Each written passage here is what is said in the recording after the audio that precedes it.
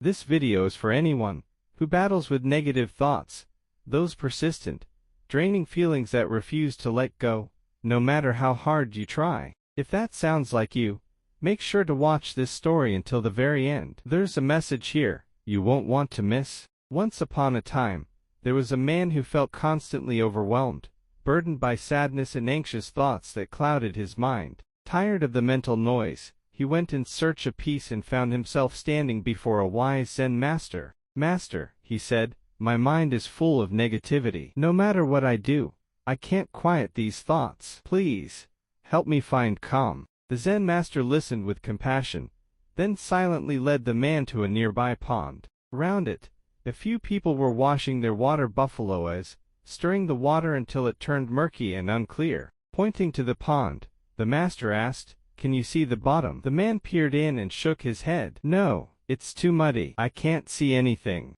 "Try going in," the master instructed. "See if you can find the bottom from inside." The man stepped into the water, hoping for clarity, but the more he moved, the cloudier the pond became. Even when he dipped his head below the surface, he couldn't see a thing. Frustrated and disappointed, he turned to the master, unsure of what this strange lesson was meant to show him. The man stepped out of the muddy pond and said, "I still can't see anything in the water." The Zen master simply smiled and gestured for him to sit down beside him. Quietly, they both sat by the edge of the pond. As time passed, the people washing their animals left, and the pond slowly began to settle. The ripples faded, the mud began to sink, and the water grew still. After a while, the master asked gently, "Can you see the bottom now?" The man looked again. This time, the water was clear. "Yes, master, I can see all the way to the bottom. There are even small fish swimming around." The master nodded and said,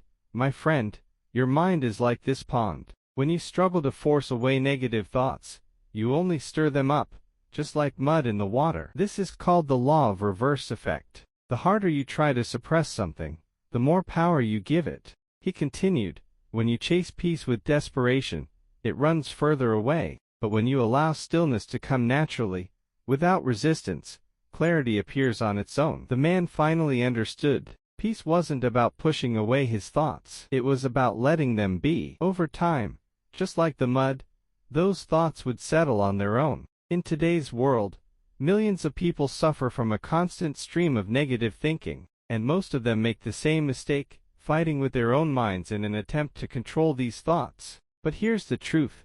Have you ever tried not to think of a monkey? The moment you try to suppress the image, it becomes stronger. The more you push it away, the more it clings. This is known as the monkey metaphor, a powerful example of how the human mind resists forced control. Philosopher Alan Watts called this the backward law. It states, the more you pursue something, the more you push it away, and the more you try to avoid something, the more it follows you. So what's the solution? Stop trying to force your mind into silence. Don't fight the monkey.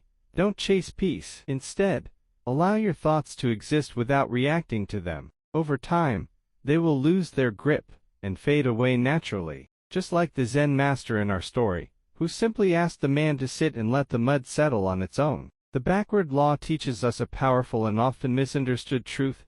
Sometimes, the harder we chase something, the further it slips away. But how does this idea work in real life? How can we get what we want by not chasing it? At first, it sounds absurd. We live in a world that praises effort, ambition, and hustle. So naturally, it feels counterintuitive to stop striving. Yet that's exactly what the backward law invites us to consider. We suffer not because we lack something, but because we're dissatisfied with what we have. The more we resist our current reality, the more pain we create. It's this resistance, this desperate craving, that fuels our suffering. Take money, for example. If you're constantly trying to feel wealthy and successful, no amount of money will ever feel like enough. You'll always feel poor, because your desire is rooted in lack. But if you shift your focus away from the outcome, and simply do what's right, work hard with honesty, and give your best, abundance tends to follow naturally. Here's another example. Imagine you're in deep water and don't know how to swim. The more you panic and flail, the more you sink. But if you stay calm and let go of the struggle, your body naturally floats. Or think about love. If you chase someone desperately, constantly begging for attention, you push them away. But someone who is secure, unattached, and at ease becomes far more attractive, without even trying.